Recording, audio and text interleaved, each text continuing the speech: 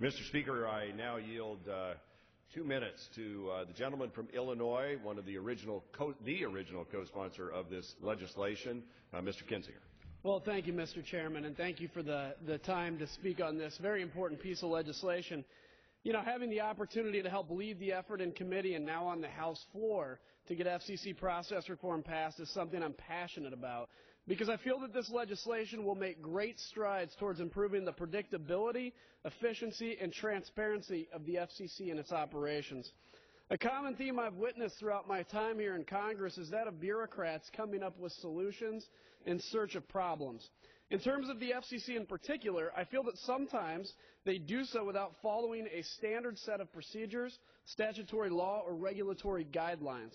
I believe this can be seen in some of the recent mergers in which certain concessions have been extracted from concerned parties in order to push the wills of those at the Commission.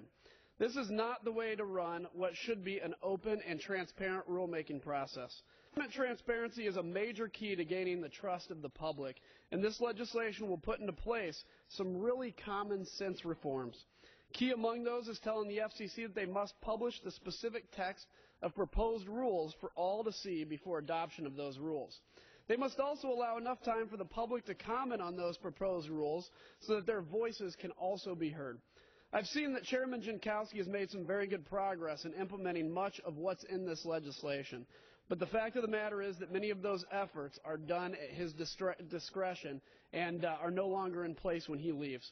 Statutory and regulatory authority should be what moves the decision-making process of the FCC, and I believe the efforts of this bill will put the FCC in line with the intent of Congress. I thank the Chair, and I yield back. Gentleman yield.